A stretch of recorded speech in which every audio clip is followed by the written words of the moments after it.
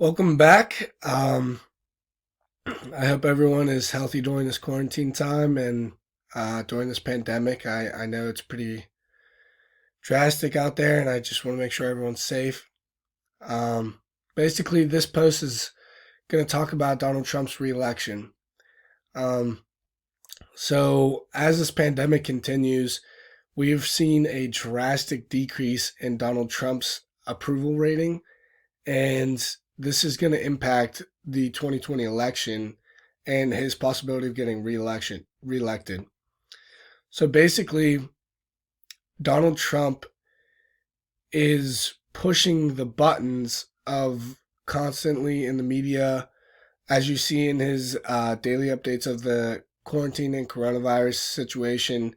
He constantly badgers the media, and this has proven to take a toll on his approval rating, and it's going to impact the 2020 election because of people not being able to go out and vote and know that they're safe in November.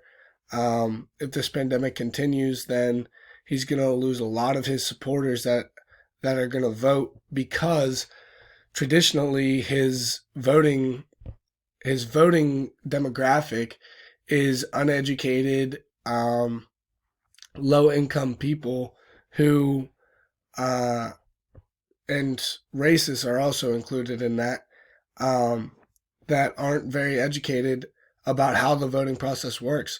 So because they're not going to apply for an absentee ballot, it could really impact him in a 2020 election, as we see Biden's numbers are increasing, which will be the likely Democratic presidential nomination because of Bernie Sanders dropping out. Um, so basically, just look for that. It looks like Donald Trump's policy and his effect on the economy isn't going to mean anything, because the pandemic has decreased the economy and hurt what he has built up. So a lot of people are viewing that as Donald Trump's doing and not the pandemic.